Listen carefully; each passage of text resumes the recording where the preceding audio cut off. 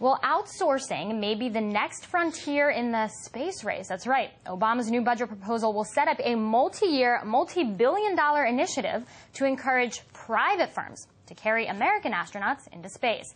But critics say that this plan could be disastrous. One of those critics, space entrepreneur Jeff Manber. Jeff, first of all, I want you to talk about these new developments where developing some of these rockets is actually being outsourced to third parties, to other companies. Talk a little bit about that. What does that mean? Well, first, let me say I'm not a critic. I'm an enthused supporter of it. What's finally happened is Obama change has come to the American space program. And after 30 years of doing space one monolithic way, we're finally turning to the creativity of the American private sector and saying, you know what? Let's have the private sector design launch vehicles, not government workers. That's interesting because, you know, a lot of senators that I've either spoken to or read are saying that the problem with NASA is it keeps changing its mission, that this is not the way to go because you shouldn't be outsourcing this to third-party candidates. So I want to hear your take on this as a non-critic, because there are so many critics on the Hill that are saying... Well, the critics on the Hill are from Florida. They're from Alabama, and they're from Houston.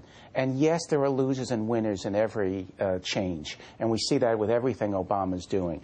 But by and by, people around the country can understand that it's time to bring free market capitalism into the space program.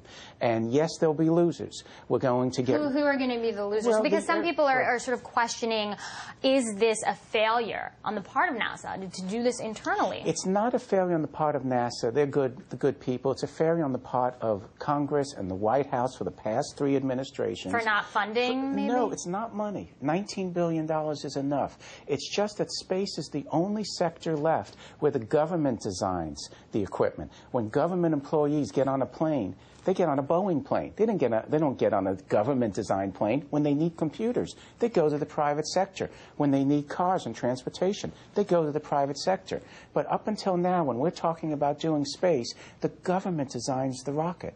And that's wrong. The government designs the space station. That's wrong. So moving forward, what's so exciting about the announcement today is we're saying, let's have competition, and let's have NASA as a customer. Big loser, in one sense, is Marshall, Alabama. Senator Shelby, Republican, very upset about this. They're going to be canceling... Senator Shelby, Senator Nelson... Nelson is unhappy because the shuttle's being retired, but that was a Bush administration decision. And so what you have here... Uh-oh, politics involved in this as well? Absolutely. That's only it's the only thing that's involved is politics. But we keep lurching from one government centralized program after another, and it's cost overruns. We spent $9 billion on the Ares rocket out of Alabama, and it's not ready yet, and it's behind schedule, and it doesn't seem to work. What we're going to do moving forward is the Obama administration announced today, let's do technology development step by step, fuel depots in space. Let's go to the asteroids. Let's do it step by step. And for space station, let's have the private sector do cargo and our astronauts. The Russians are commercial.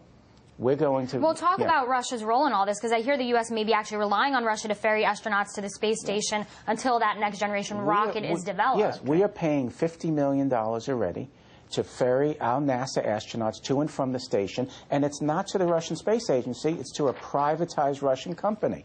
The Russians are more capitalistic in space than we are. And with Obama's decision today, people have to get there to understand the change. It's going to be a brutal war in Congress, and we should follow it because it may go this way, may go that, but it's a wonderful moment for getting back on track with the American space program. That's definitely an interesting point, and I'm really glad that you're here to point that out. And so we have two sides of the story, and you're saying, you know, maybe government shouldn't be involved. So a hands-off approach, not surprising, since you are the space entrepreneur. Jeff Manber, thank you. Thank you.